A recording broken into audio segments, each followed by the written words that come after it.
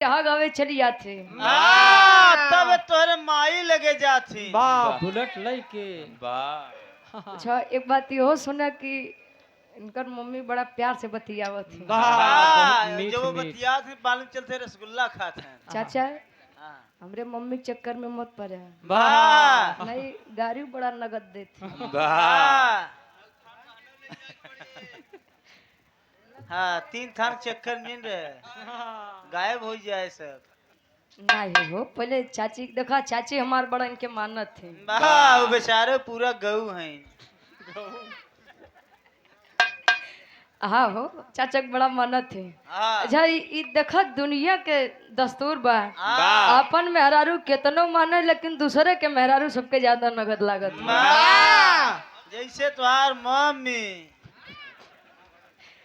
चाहत हम बेचारू की जब घरे जाई तो चाची देखते मान गरिया भगा दे कि ही मम्मी के पीछे हमारो पगला न है।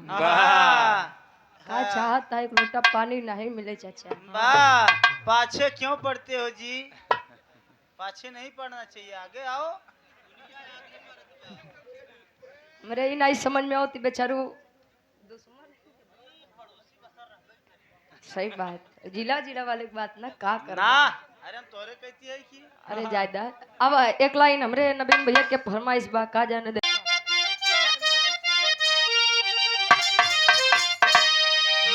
राजा हो तो है कैसे मनाई, राजा हो तो है कैसे मनाई, राजा हो तो है कैसे मनाए। अरे रतिये में हमरे ना लागयूं भाई, अरे रतिये में हमरे न लागयूं भाई, दुल्हा हो तो है कैसे मनाई, दुल्हा हो तो है कैसे मनाई, दुल्हा हो तो है कैसे मनाई। अरे रतिया में हमरे न लागयूं भाई, रतिया में हमरे न लागयूं भाई, दुल्हा हो तो है कैसे मनाई।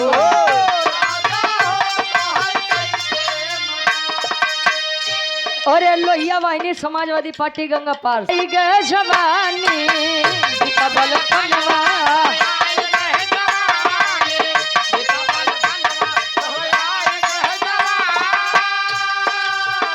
अरे रही रही के रही रही के,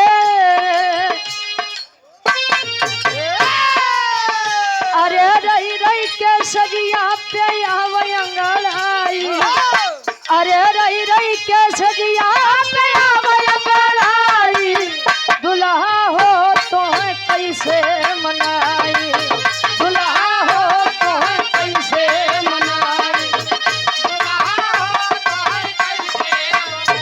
अरे रही रही के सजिया पे अंगड़ाई, रही रही के सजिया पे अंगड़ाई, दुल्हा हो तो है कैसे मनाई,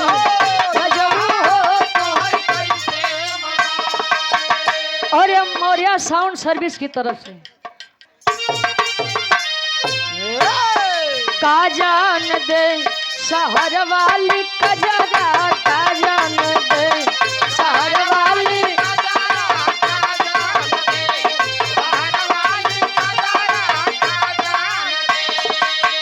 है, का जाने दे शहर वाली कजरा। वाह नवीन भैया के बड़ा पसंदीदा तरज बा, जहाँ ही मिलो थे वहाँ ही जान ले इनका फरमाइश पक्का बा। वाह कहो गुरुजी दादा गवे आन के बलमुआ के सेज पसुता में, आन के बलमुआ के सेज पे मुता, आन के बलमुआ के सेज पसुता में। अच्छा आन के बलम मतलब अपन लइका, वाह लइका जब छोटवा रहा तो मातारी ओकर बड़ी सेवा करत है। वाह तब बिस्तरा सुसु कह देते इनके तीन तीन लल्ला तोरे तीन तीन का देले ना भाई। तो हो 9 लड़कियन के राकेश चचन के 9 लड़कियां हैं। हाँ हो 6 बिटिया 3 बेटा। अरे बा रे बाबू हाँ हाँ हाँ बार बार तुहार हम गोड़ लागे। बा हिंके 9 गो देला हाँ भाई हाँ चला हंडिया में तू इतिहास तो रचे हाँ कम से कम वाह की सामने खड़ी वाह 3 बाकी बा, अच्छा वो मटर पूरा महुआ कर। के काहे दे रही हो आवत है। क्या कहना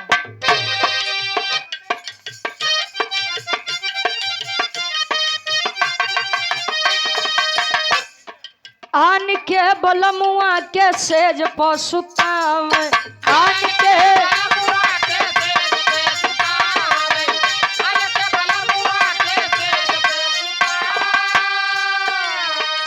और हमारे बड़े भाई अमन यादव जी लोहिया में अरे अपने बलम के बिछा दी गोनरा अरे अपने बलम के बिछा दी गोनरा का जान दे शहर वाली कजरा का जान दे शहर वाली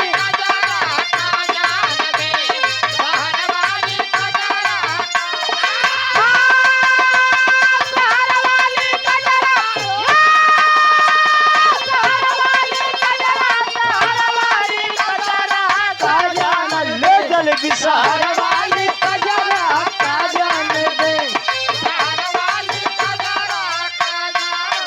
और आप हमारे बड़े भाई विष्णु यादव जी आपके द्वारा सादर 200 रुपया सहारा वाली कजरा सहारा वाली कजरा काजल ओए ओए ओए ओए खाली रुक जाओ हाँ खाली एक लाइन उनका बजवा दो भाई तो परेशान करते हैं जलेबी अभी पिया में लगावा में बुरही जलेबी ले ले आई गरम छना तो होई तेलावा में ले ले आई गरम छना तो होई तेलावा में बुरही जलेबी अभी पिया में लगावा में रही जलेबी अभी पिया में लावा में रही जलेबी अभी पिया में लावा में चला तो होई खेलावा में ले यारा चला तो होई खेलावा में बुरही जलेबी पिया में बस भैया प्रेम भैया आप जान रहे आप बहुत बहुत धन्यवाद डॉक्टर बी आर अम्बेडकर साहब जी का गाना हो तो धुन तजते आप लोग बहुत हमसे सुनत है कहो गुरु जी वाह आज तनी मौके के बात हो जाए भारत भूमि एक ऐसा चर्चा का देश था एक ऐसे चर्चा का विषय था जहां रहना सभी चाहते थे लेकिन लड़ना कोई नहीं चाहता था वाह मान्यवर कांसीराम जी का एक संदेश था कि शिक्षित बनो संगठित बनो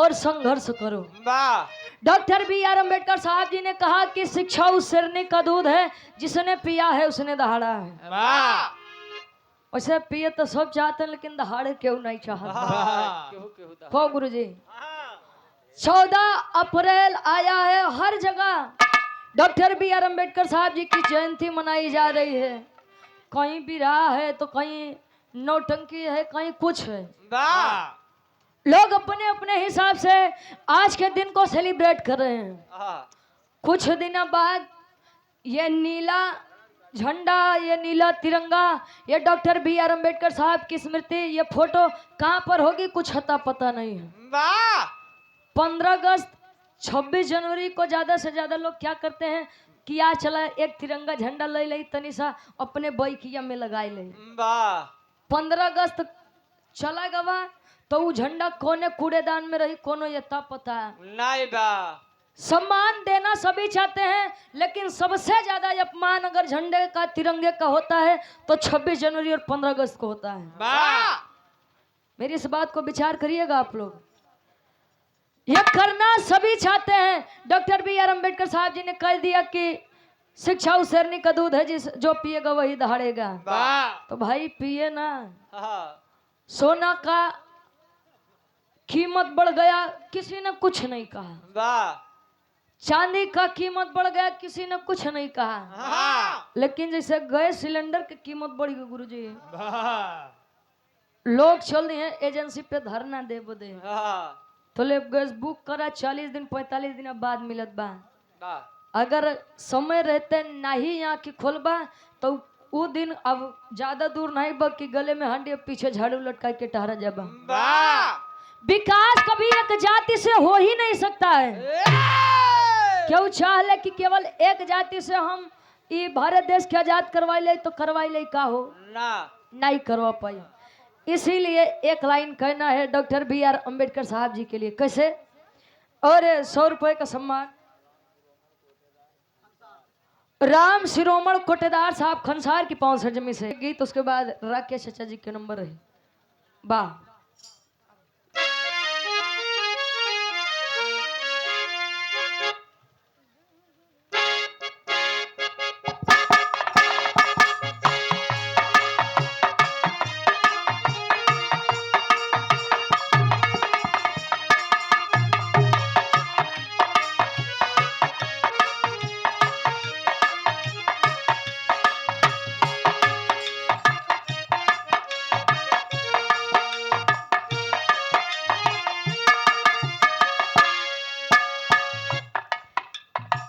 से बढ़िया कवि जी फर्ज में लिखते हैं।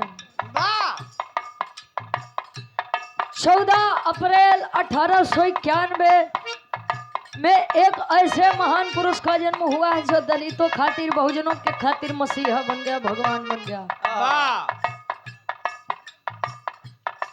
14वें संतान थे भीमाबाई के डॉक्टर B.R. अम्बेडकर साहब जी। एक लाइन उनके लिए कहना है, उनको उनके विचारों के लिए कहना है। वाह आज सबको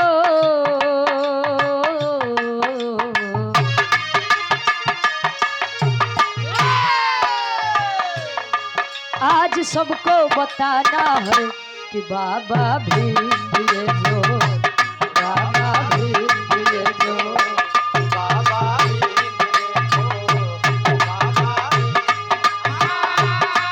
आज सबको बताना है कि बाबा भीम दिए जो, बाबा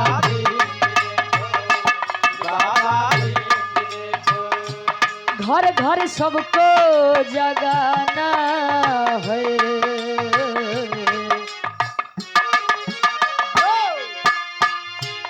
घर घर सबको जगाना है कि बाबा भीम दिए जो, बाबा भीम दिए जो, बाबा सबको जगाना है, सबको जगाना है कि बाबा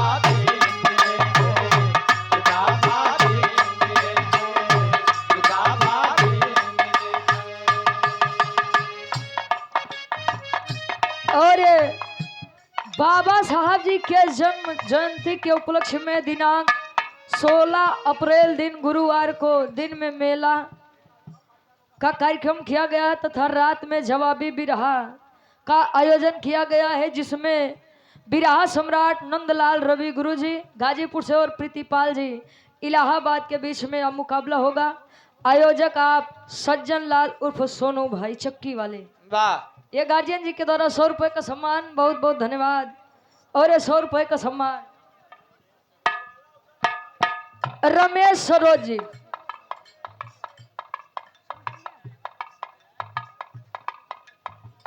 ये बड़े भाई के द्वारा 100 रुपया, बहुत बहुत धन्यवाद।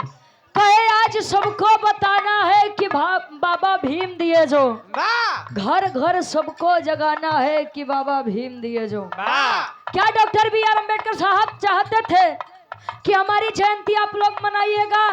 तो जयंती मनाने पर अभी इसमें कुछ लोग होंगे। हमारा एक जगह कार्यक्रम था गुरुजी, कहे यार जयकारा तो रोज बोले के बाप पहले 2 पैग मार लो करे बाद जयकारा बोला।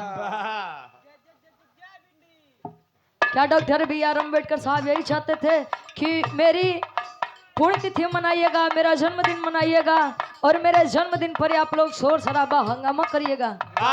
अगर आज तक आप लोग उनके विचारों को नहीं समझ पाए तो समझ लीजिए आज भी हम आप सभी लोग गुलाम हैं, आजाद नहीं। स्वतंत्र हैं लेकिन स्वच्छंद नहीं है। इस बात को आप लोग मेरी गौर करिएगा।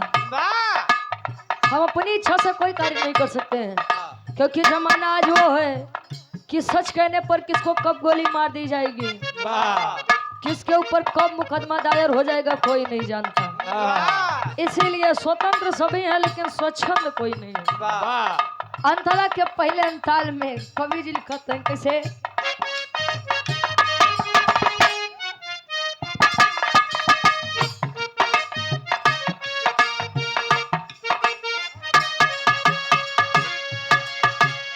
दलितों गरीबों पिछड़ो सुनो मजदूरो, जागो भिखारी मजदूर फकीरो, जागो भिखारी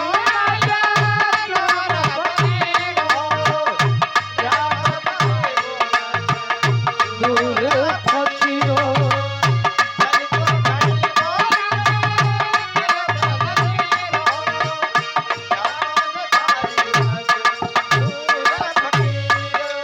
क्यों तू अभी तक भटकते हो भाई, चिट्ठी नहीं है गरीबों की खाई।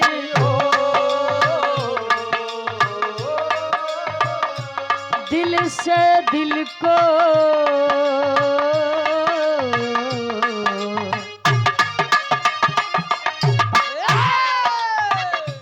दिल से दिल को मिलाना है कि बाबा भी मिले जो, बाबा भी मिले जो।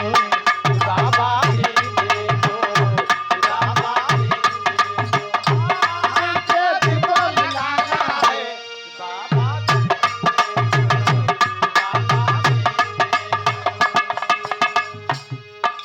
27 अप्रैल मस्तन साहब बाबा दिन मेला। अच्छा, मस्तन साहब बाबा दिन मेला रात में। अच्छा मस्तान साहब बाबा दिन मेला रात में शानदार मुकाबला कव्वाली का मुकाबला किया गया है, जिसमें रौनक जहां बनारस, रशीद फैजाबाद। राजू जी कार्यक्रम के आयोजक हैं, ये हमारे बड़े भाई के द्वारा 51 रुपया बहुत बहुत धन्यवाद आशीर्वाद के चाह रही। कहे दलितों गरीबों पिछड़े सुनो मजदूरों, जागो भिखारी मजदूर फकीरों। वाह एक वोट की कीमत आप लोग जानते हैं? प्रधान पद पर जो उम्मीदवार हैं वो जानते हैं कि प्रधानी के चुनाव में हमारा 5 लाख जाएगा कि 4 लाख जाएगा। वाह खाए बदे जानते हैं कि वो जानते हैं कि 500 देव आदमी वोट दे दी है कि 1000 देव आदमी वोट दे दी है। वाह 5 साल तक कोई भी हमारे दरवाजे पर नहीं दिखेगा, लेकिन जैसे ने चुनाव दिखाई माई अपन लइके समझू हमके 5 साल का वही लोग सब भूल जाइए, खाली 1000 और 1 सीसी मिल जाए बस। वाह प्रधानी के चुनाव, अरे प्रधान जी आप जैसा प्रधान तो हम कबो पौबे नहीं करबे। वाह फिर लगे है 5 साल रोए बदे प्रधानवा सारी आए रहन मर गोड़े तो गिरत रहन, कहे रहन कि बढ़िया विकास करबे, वाह 5 साल दिखावे नहीं भाई। वाह एक वोट की कीमत अपना समझिए। लोग कहते हैं कि वोट चोरी हो जा रहा है, वोट गलत हाथों में चला जा रहा है, चलिए 5 साल रुक जाइए, जब दोबारा चुनाव होगा तब दूसरी सरकार लाएंगे। वाह अब मान ले अगर यहू बार ऐसे न हो जाए तो फिर 5 साल रुको जाबा, थोड़े तो भारत देश कहाँ पहुंच जाए कुछ हेता पता नहीं बा भाई। और जो लोग ये सोचते हैं कि हम शूद्र हैं तो समझ लो उनसे बड़ा मूर्ख आदमी है ये नहीं है। जब बनाने वाले ने कोई भेदभाव नहीं किया भाई, तो हम और आप कौन होते हैं भेदभाव करने वाले? वाह कोई जन्म से ना तो पंडित बन के आता है, ना तो जन्म से कोई शूद्र बन के आता है। लोग अपने ज्ञान से पंडित कहलाते हैं, लोग अपने ज्ञान से शूद्र कहलाते हैं। वाह सोच बदलिए, समाज अपने आप बदल जाएगा। वाह कसमें खाई थी हमारे भारत सरकार ने कि हम गरीबी मिटा करके छोड़ेंगे। वाह अब तो ऐसा लागत बा कि गरीबों को मिटाई दी है भाई। वाह गरीबी नहीं, केवल गरीबन के हटावत है। वाह पहले के राजा महाराजा रहा वो लूट के धन लावे तो गरीबन में बांट दे। आज के समय में गरीबन से पैसा लेके अमीरन में बांटो थन जा, वाह खुश रहा। कहो अंतरा के दूसरे अंताल में कहना है कैसे, अरे भाई तनी दूर फोड़ो जाओ चाहता है यार। हाँ भाई वाह लगावा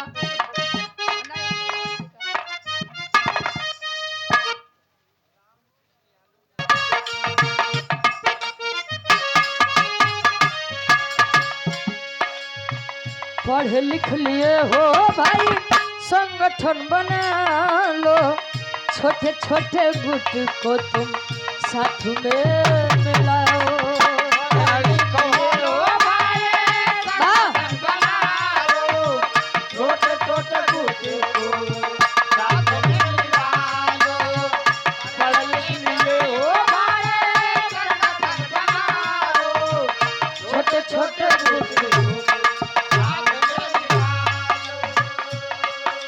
एक साथी आओ तो झंडा उठाओ, सबके दिलों से तू नफरत मिटाओ।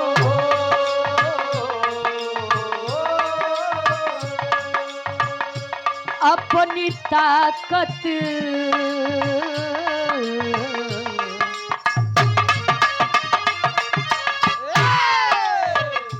अपनी ताकत दिखाना है, अपनी ताकत दिखाना है कि बाबा भीम दिए जो, बाबा भीम दिए जो, बाबा भीम दिए जो, बाबा भीम दिए जो, अपनी ताकत दिखाना है, बाबा भीम दिए जो, बाबा भीम दिए जो, बाबा भीम दिए जो। और रिधि क्लिनिक ये कुतुबपुर रोशन मौर्य जी परिवार की तरफ नहीं बोलेगा, क्यों जानते हो? वो जानता है कि इनमें एकता बड़ी है भाई। और वही पांचों भाई जिस दिन अलग हो जाएंगे वो कहेगा एक को मारो, दूसरा बोलेगा ही नहीं। और वैसे ही हमारे समाज में होता है। हम पहले तो खुद ही एक नहीं है, लोग कहते हैं हिंदू मुस्लिम सिख ईसाई आपस में हम सब भाई भाई। पहले हिंदू एक हो जाए, बाद में मुसलमान सिख ईसाइयों को अपना भाई कहिएगा। पहले हम और आप एक हो जाएं। आप यादव हैं, आप चमार हैं, आप धोबी हैं, आप धैकार हैं, आप सरोज हैं, आप बनिया हैं, लोग ई में परेशान है। ए भाई तू यादव है, कौन कौन यादव है हो? तार देवी देवता का है? गोत्र पूछ आदमी हम परेशान है। गोलिया है ग्वाल। तो 85% इसीलिए 15% से नीचे हमेशा है। इसीलिए कि भाई तू ये जात है लेकिन हिम्मत कौन जाती है? बारे इस भारत भूमि के लोग और बारे डॉक्टर B.R. अम्बेडकर साहब जिन्होंने नफरत तो मिटा दिया इस समाज का, लेकिन आज भी लोग उस चीज को लेकर चल रहे हैं। नहीं, हमें अधिकार है। और कितना लड़का तो इतना मूर्ख है, वो माई बाबू से अपन अधिकार सब थन मांगे बदे। हाँ भाई, वो एको विषय में एको इंच ज्यादा क्यों के नहीं दे दी हम। ये लड़का आजकल करते हैं बाबा साहब अधिकार दिए। हाँ वाह वाह भाई, तू रुचिक जान लाइन के आज मरबा वाह आखिरी बाबा कैसे हम बैठ जा तब खूब दगाया भाई।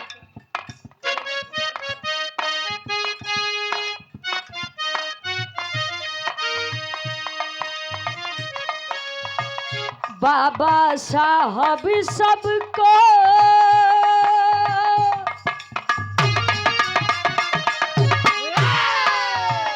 बाबा साहब सबको राह दिखाए, कविता दिनेश जी को लिखना सिखाए। बाबा साहब सबको राह दिखाए, कविता दिनेश जी को लिखना सिखाए। बाबा साहब सबको राह दिखाए, कविता दिनेश जी को लिखना सिखाए। मनुस्मृति पृष्ठ नंबर 157 पृष्ठ पर लिखा गया है कि शूद्रों और नारियों को पढ़ने का अधिकार नहीं है, लेकिन एक संविधान है जिसने सभी को बराबर का अधिकार दिलाया है। संविधान ने वह अधिकार दिलाया है कि आज प्रेजेंट टाइम में राष्ट्रपति के पद पर बैठने वाली महिला जो कि एसटी समाज से बिलोंग करती हैं, जिनका नाम आदरणीय श्रीमती द्रौपदी मुर्मू जी हैं। संविधान न होता तो क्या ये संभव था कि समाज का सबसे निम्न वर्ग आज भारत देश का सबसे उच्च पद पर बैठा है। इसीलिए साहब संविधान की कदर कर लीजिए, संभाल लीजिए। आज भी अभी भी टाइम है, वरना आज हम जैसे बच्चों का भविष्य खतरे में पड़ा हुआ है। नहीं तो आदमी तो यहीं में परेशान है कि मैं ज्यादा पाऊं। इसीलिए मनुस्मृति को जलाइए और संविधान को अपनाइए। संविधान किसी एक जाति के लिए नहीं लिखा गया, संविधान किसी एक व्यक्ति के लिए नहीं लिखा गया। खुश होना चाहिए लोगों को कि भारत देश का एक ऐसा महापुरुष जिसे आउट ऑफ कंट्री में इतना सम्मान दिया जाता है, इतनी इज्जत दी जाती है, जहां आज भारत देश के लोग उन्हें नहीं दे पाते हैं। कोई भी इंसान न भारत भूमि के बाहर जाता है तो कहता है भैया हम बुद्ध के धरती से आते हैं, बुद्ध की धरती से हम आए हैं। कहे ना ये लोग के बतौतन कि हम राम जी के जन्मभूमि से आए हैं। समझिए इस तर्क और वितर्क को कहना है।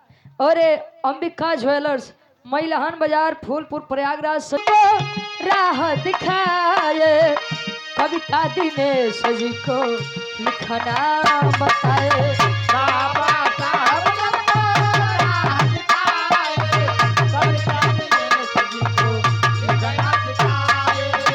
बाबा साहब सबको राह दिखाए, कविता दिनेश जी को लिखना सिखाए। सबको बराबर का मिला सम्मान, बाबा बनाए हो सबको इंसान।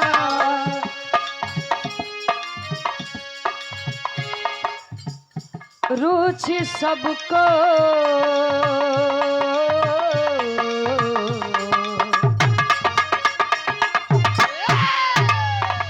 अरे तो रुचि सबको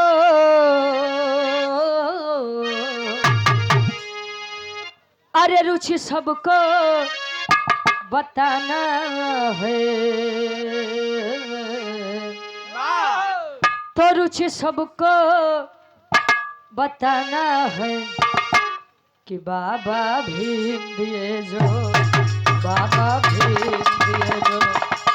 सबको बताना है, रुचि सबको बताना है, बाबा भीम दिए है, बाबा भीम दिए है, बाबा भीम दिए है, बाबा भीम दिए है, बाबा भीम दिए है, कि बाबा भीम दिए हैं।